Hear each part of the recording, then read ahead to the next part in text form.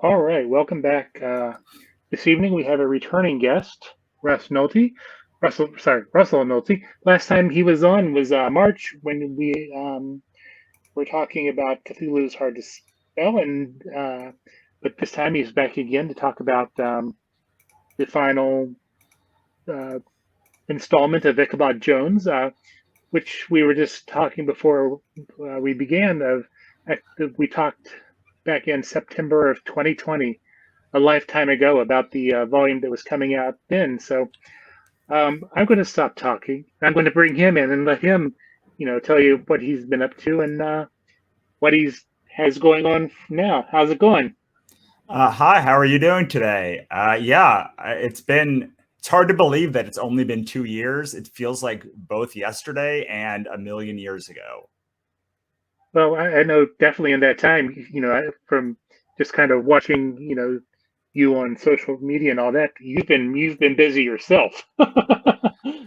Yeah, we put out, I think something like 20 books during that time. It's been like it's been just so much work. I honestly can't believe that we spent so many years Hmm. building up a library, and then to So, like watch it all unfold is pretty oh, incredible.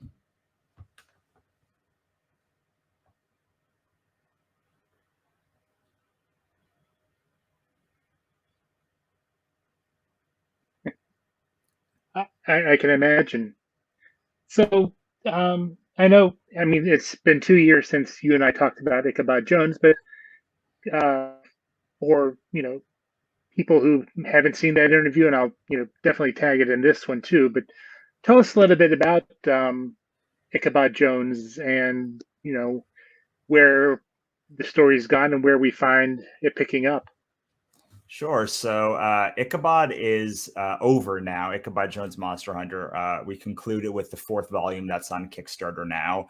And I think what becomes clear in this fourth volume is that it's a subversion of the Chosen One narrative that's so popular in books like Harry Potter and basically fantasy and all. There's always this chosen one, and the books presupposes sort of what would happen if that chosen person was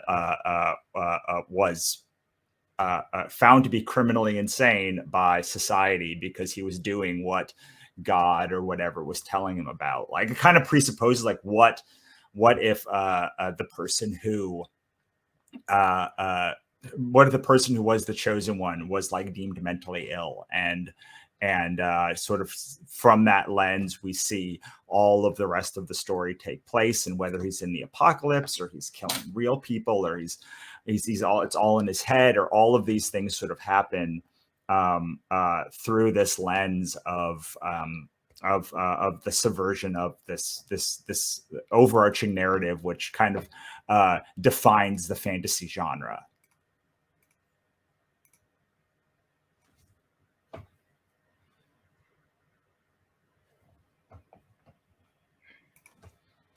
And having followed the series, I also, and you can also see that your your love for everything H.P. Lovecraft is also kind of incorporated into this book too, like your other works. Like Cthulhu's Hard to Spell, and all those other.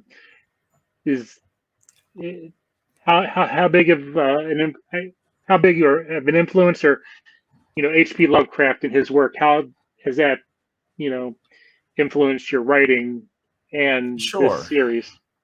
Yeah, so H.P. Lovecraft is a sort of the overarching last several years of my life has been filled with Cthulhu is Hard to Spell and just H.P. Lovecraft in general. And I really liken my favorite part of H.P. Lovecraft's world is his exploration of the dreamlands or the dream realm, or calls it a couple of different things in his writings, but and this is sort of his like epic fantasy world inside of his universe. And so I really consider this book kind of an exploration of Christian mythology, the Chosen One myth, as if it was taking place in Lovecraft's dreamland during a Christian apocalypse. So a lot of this, just the psychological and cosmic horror elements of Lovecraft's work definitely play a role, but I wanted to focus on my favorite part of his work is a part that almost no one talks about ever, which is that dreamland, the dream quest of unknown Kadath, and all of that stuff is sort of my favorite part of the mythos. So I definitely think that this is an exploration of that part of his world. And this this installment of Ichabod Jones is the final installment of the story, correct? Yes. So I will say that the name of the book has always been Ichabod Jones. But because we've spent 12 years talking about Ichabod Jones Monster Hunter, just Ichabod Jones Monster Hunter has become the synonymous name for the series. But so I will tell you, the Monster Hunter is over, like 100% for sure. I don't ever plan on coming back to the series, but then I never planned on coming back to the series before, and I did. So if I ever did come back, it would be a different arc. And you will have to read, if you read the 4th volume, you will very clearly know what I mean by that. But yeah, I don't want to spoil it, because the first book really is sort of a self-contained story, the first volume. The final 3 books, and I think work as like one thing together and influence the first volume as well. So if you've been following along the last 2 volumes, like, this is going to sort of wrap everything up. And really, I think when people read the 4th volume, they'll see that it all is overarching sort of one story. And I've been, to my own folly, been I think focused too much on the horror elements of Ichabod, and there are certainly horror elements, but it's definitely a fantasy story. And I think that when you read to the end of the book, you will see how all of the horror elements at the beginning, the contained story elements, and all of those like much more psychological parts from the very beginning of the story play out in the end of the story as well, because it all does sort of come together in the end. Now, since this is the final installment of this chapter, when you first started writing it, did you have an idea of how it was going to end, like, in this way, or did it kind of, as you with each volume, kind of the story kind of change, or you come up with another idea that you wanted to play with, or? Well, so it's been 12 years, right? So it's hard to remember what 12 years ago me was thinking. But there are elements of the Chosen One part at the beginning of this whole book. It's always been this sort of redemption arc, and like, what if like the person who was outcast from society became the only choice, the only person who can save society from total annihilation. And so I think that the 2nd, 3rd, and 4th volume build upon that, but I won't. I have heard several people talk about how there is a jarring change in narrative from the 1st volume to the 2nd, 3rd, and 4th volumes, because it goes from this very self-contained story, kind of like Walking Dead-ish, to like this big open fantasy world where like there are wizards and demons and huge mechanical constructs and scorpions and like monstrous scorpions, and there's all this fantasy stuff which wasn't as present in the 1st volume, which was intentional. Ichabod starts as like by himself, and he slowly grows not only in confidence but also in friendships and in allies, and so the world becomes less horrifying to him. So I think a lot about this stuff, and so I definitely designed the first one by itself to be a self-contained story. The final 3 books really do tell one cohesive, I think, story that build upon what happened in the first. But there's a very jarring change in tone from the 1st volume to the 2nd volume, which also which also dovetails into this idea of like our internal self-talk. And if you, again, I don't want to like spoil it because it's like issue 5, but like there's a very clear marked change in tone of how the voice in Ichabod's head treats him. And that by itself really changes the narrative of the story going forward. And I wanted to play with like the voice in your head, and your own self-talk can really change what like your perception of the world. And some people think this is the best comic they've ever read, and some people say this is too jarring, and some people say this is a horror book. Why did it become fantasy? And some people kind of get it, that it's the thing that it is. So I do think for me it narratively makes sense, but I do have to spend a lot of time explaining to people like that I used horror and a lot of the horror elements, which are present throughout, to pepper in this big fantasy world and play with the ideas of like mental torment that Ichabod and the other characters are dealing with. So I totally get that people are, when people like tell me that there's a jarring change between volume 1 and volume 2, but hopefully, I will talk to everyone one-on-one if I have to for the rest of my life about how this whole thing wraps together, because it is a big esoteric like deconstruction of the fantasy genre, and that's not so easy to tell people in a bite-sized clip. Right. Now, throughout the series, is there a character that you've enjoyed enjoyed writing the most, or maybe one that kind of started off as not one of your favorites, but kind of as you progress the story, I think the character has become one of your. I mean, it's Necromonica easily, like the Wizard of the Apocalypse. Like, she is a stand-in for kind of the whole audience. And this idea that like everything was taken away from her, because Ichabod is like in a pretty good spot during the apocalypse. He is out of prison. He is like a hero. He's like out there traipsing around saving the day. Things are hard, but like it's way better than being in a locked cell 24 hours a day. Necromonica was a professor at Stanford. And so like her life's marked, everything, all the people that she loved were taken away from her in this apocalypse. So like her experience is very different from Ichabod's. And I love how they play off of each other, not only because of their lived experience, but also because like Ichabod is not confident at all, and Necromonica has a plan for everything. So it was really nice to be like, I need someone in this scene who like knows who can guide everyone and be like the leader. And Necromonica ended up being that character. There's other characters that I really love, but I fear that if I say anything, it will spoil people's reading of it who haven't read it yet. So I'll say Necromonica is an easy one to say. She's just so fun every time she's on screen. Very nice. So let's kind of shift gears a little bit and talk about the Kickstarter itself. What are you offering people to back the project? And it correct me if I'm wrong, but it met the goal pretty quickly. I mean, it shows that you have a strong following for your books and stuff, and that's great.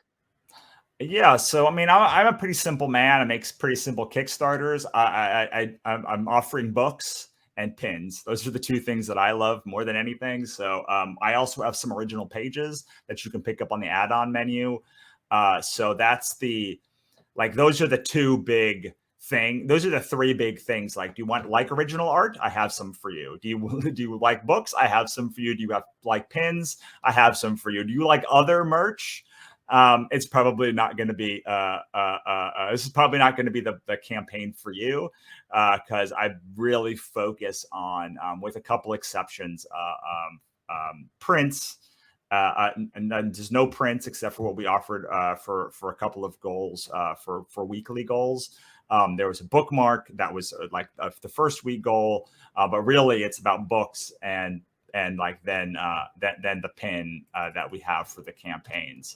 Yeah, we have ebooks also of all of my other novels and comics, and basically everything that I've ever done is available in the add-on menu or at the digital rewards. Or it's a whole bunch of cool stuff, but like they are all book related. Mm-hmm. So who are the other, the other creative members of your creative team, and how did I know we've probably talked about this previously, but how did you come to connect with them and work with them? Renzo's been the artist of this book since the beginning, so I've been working with him on and off for 12 years on it. We did have color assist by a very nice Argentinian woman, but that was all done through Renzo. Like the only person that I dealt with was Renzo. He did inks, he did pens, he did sketches, inks, everything from sketches to final stuff with some color assist help. There's I think there are maybe a dozen people in the world who could do this book in the way that Renzo has done it, which is imbuing like horrific like brutal killings, and then making the main character sympathetic while being like a ruthless killer at the same time, while making him seem competent, while also making him seem vulnerable.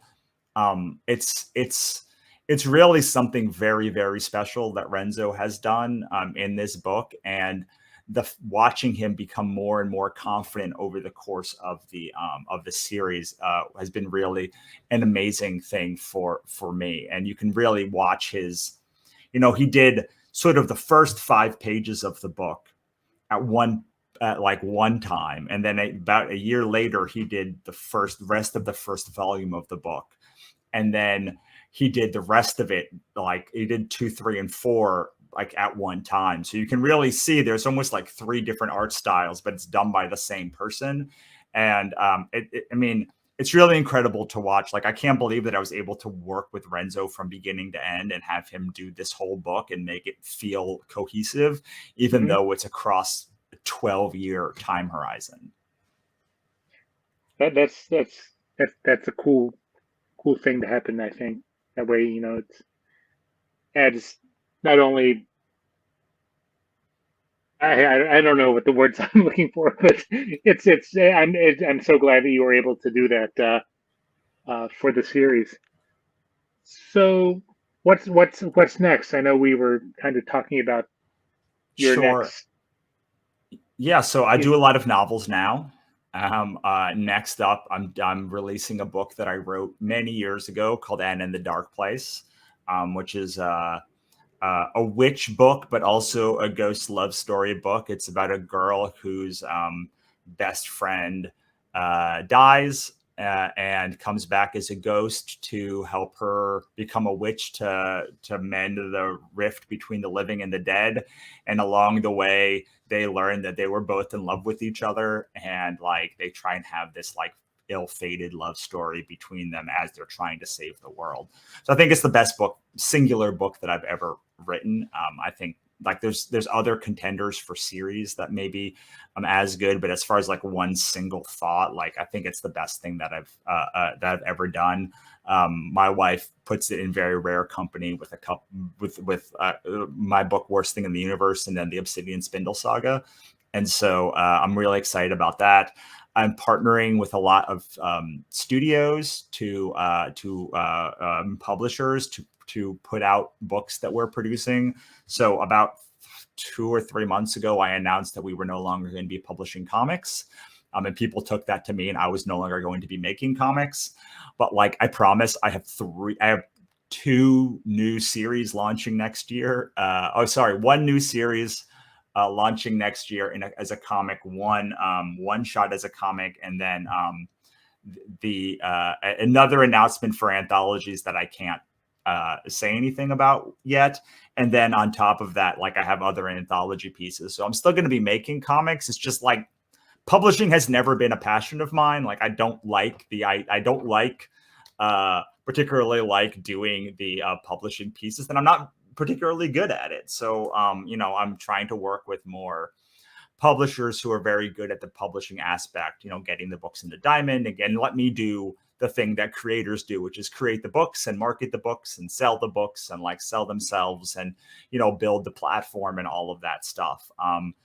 So yeah, it's really cool to watch sort of as I've grown as a creator and more, it's weird because like, I feel like I'm on the third generation of publishing companies, and the first generation of like Dark Horse, when I first started, like pretty much want nothing to do with me. Then there are the ones that I came up with that like are wary because like we went out drinking together, and like it's just it's like their company grew and like I grew, but like I was not like a creator that like had an established career.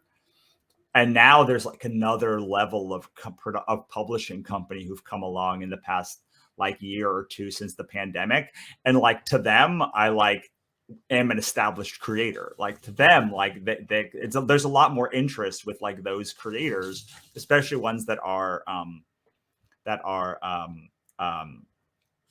very Kickstarter heavy, to like working with me. So it's been a very pleasant change from 10 years ago where like I didn't have a name to like now new people are coming in and becoming publishers, and like I'm an established creator who like people actually like want to work with and doesn't have to like beg for like a meeting with somebody. So that's really cool. Also, I think just some of the creators who are on the come up now, or some of the publishers on the come up now, are just like really doing some really cool stuff. So I'm excited to do that. I can't say, like I said, I can't say I'll never publish any more comics. I definitely have a lot more novels that I'm going to be publishing, but I've written now over 40 novels and like a body of comic work. So I'm being much more judicious as to what, like, I want to only tell stories where I have something to say. And I've said a lot because of all the books that I've made and all of the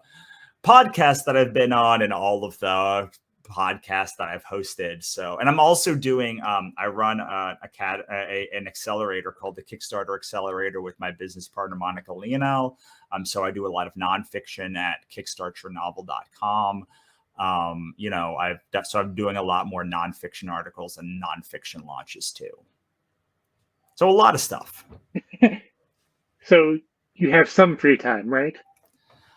What's nice is I've spent the last about 4 years building all this stuff up. So like I'm actually on writing sabbatical right now. Like I'm desperately trying to find like what the next project I'm going to write is, or so like I have a lot of time actually, because all of the books that I ordered for these campaigns are in port, like waiting very patiently, I guess, to like get customs clearance.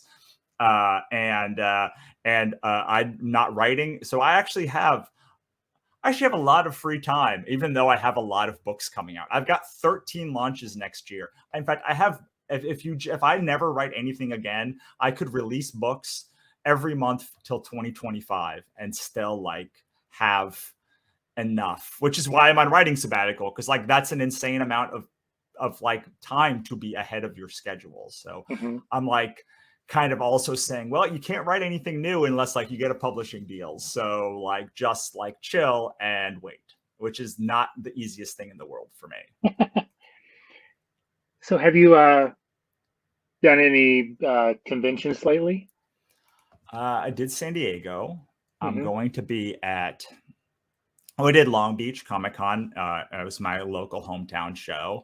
And then I'm going to be at 20 Books and RAM in November. I'm going to be doing a lot more writers conferences, I think, coming up in the near future. So, and a lot of online stuff. But I try not to do so many things because I blew out my back lifting a box, and your back's never the same once you do that. And I was reminded that now that I just turned 40, yeah, you can't do the things you used to be able to do all the time. Trust me, I've had 2 back surgeries, so I'm right there with you. Yeah, I was very surprised because I'm usually very good. And the one time you just twist the wrong way, let that be a lesson to you. You can't do the same things at 40 as you can at 26, even if you are in way better shape than you were at 26. I am really digging the beard. So I over the pandemic, I shaved it all off once, and then I grew it, and then I've had a heck of a year, like personally. The last October, my stepmother died. I went under radioactive iodine for my thyroid. I almost died. And then like 3 or 4 other things happened. And like so eventually after like I got to a point, I was like, hey, I just haven't shaved because I've been like depressed or like grieving or just too tired to do anything. And I woke up one day and I was like, hey, I almost have like a nice glorious beard now, so I've just been letting it grow. And I also got a bunch of tattoos, and like I got LASIK, so I feel like I might not even recognize myself if I pass myself on the if me from a year ago passed myself on the street. Hey, I mean, I can tell the difference just from March, from when we talked in March. Well, I had almost last when that happened, like I had literally almost just died, like a couple weeks before. So I was, Oh, so yeah, that was like the key to this beard is also the key to like a good tending a good garden, which is neglect. Like a little bit of neglect goes a yeah. long way. Just letting it grow and then not caring. You got to get past the patch where it's hideous. And that was a long process for me. I'd wake up and be like, this is terrible. And then I'd go to shave and I'd be like, I can't. I just don't have the energy. So I got past that level of like neglect where it actually was is long enough now. Yeah, I had a glorious beard up until this weekend. Yeah. Why did you shave it? The wife Just wanted not. to. No. Yeah, I keep asking my wife if she wants me to shave, and she hasn't said so yet. So I don't know. I'm like going to be real bummed if she makes me shave, but also like I get it because like it's kind of scratchy even for me, as you can see as I'm like stroking it. There's an itch right under my chin right here from the long beard. Plus, I've been going to the gym a lot lately and trying to, you know, work out with a big beard and trying to while wearing a face mask really isn't the most comfortable thing. So, Oh yeah, that is the one bad thing. Whenever I do a show and I have to wear a face mask, I'm like, how it's not comfortable. So I get you. And we're about to go to Paris for like 2 weeks. So I'm like, oh, how am I gonna be on a plane for 14 hours with this stupid thing and a mask on? So we'll make it work. uh, so is there anything else that maybe we didn't talk about the Kickstarter that you wanted to mention, or you know? I don't think so. So like I'll give the final thing because I have like always talked about the horror aspect of Ichabod. And I really cannot overemphasize that it is a fantasy book with horror elements in it. Like it is a almost definitionally like about like a chosen one narrative book. It's a totally screwed up chosen one narrative. But like it really does become more and more this like book about like what it means to be a chosen one, what it means to like have that kind of responsibility, what it means to like do things that you don't believe in just because like you want the world to be better, and what it means to like keep so much on one person. So like I mean I love it more now than the first than when we finished the first volume. And I loved it. I've loved it forever. So like I think that now and much more if you like the sort of oeuvre of like the Gods vs. Chronicles or Obsidian Spindle Saga or Katrina Hates the Dead or Pixie Dust or any of the other stuff that I do, it's like very much in that vein, um, which I think people have noticed as they're reading it, as they expect a horror story, and what they're getting is a fantasy story. So I feel like there's a whole nother group of people who are fantasy enthusiasts who think it's a horror book, and I'm like, well, I mean, it's got horror elements in it, and I have nothing against horror books. It's just like it's not there to creep you out. It's there to like do fantasy things with like horror elements. So, um, meanwhile, it tells like a very entertaining story, and It's like it's beautiful. It's very well produced. I mean, not even for my part of it, but like Renzo's part of it and the printer's part of it. Like, it's a beautiful book. Like, all of it is done. It's my printer just told me it was sitting at a port in Los Angeles. So when this campaign is over, I should hopefully be able to send it pretty soon after. Along with the Cthulhu book. So, and if you like Cthulhu, it's very much in like and it's very much in the Lovecraft's dreamlands. My favorite Lovecraft book is The Dream Quest of Unknown Kadeth. So if you like that, like messed up fantasy, like psychological mind screwery, I think you're going to like this one. There is considerably more comedy than Lovecraft ever put in his work, though. Yeah, when you think Lovecraft, you really don't think comedy. No, you don't, which is so funny because like maybe his best interpretation of his work was Army of Darkness and Evil Dead, which is like a super comedic story. So I find that funny because I don't think he had a humorous bone in his body. Well, where can people find you on social media, Sure. the internet? Yeah, so you can go to my website, russellnohelty.com. You can go to the Kickstarter at russellnohelty.com/Kickstarter. I pretty much have a Kickstarter going on every couple of months at the very least. And then you can find me on Facebook and Twitter at Russell Nohelty. You can also find me on Instagram. I'm going to tell everyone, they still find me on Instagram. I only have my Instagram to talk to my tattoo artist and a couple of artists. I don't ever post there. But you can find me at Russell Writes Things. And like, I guess you can follow me. Still, I have like 150 people who, even after telling people this, they still have followed me. And like, I don't get it, but hey man, go for it. Like Russell Writes Things. I'm not going to stop you, but I also will not ever post there because it is only for PMs. All right. Well, as always, great talking to you. And, maybe whenever, those other comic book projects that you mentioned are ready to talk about, would love to have you back, and we'll talk about those if Awesome. that'd be cool.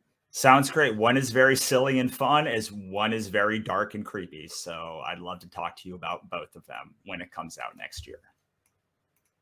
All right. Well, thank you for taking the time to chat, and stay safe and stay healthy, and we'll be in touch. And good luck as the campaign wraps up. Thank you so much, and you have a great day. Thanks for All having right. me. You too. Have a good evening.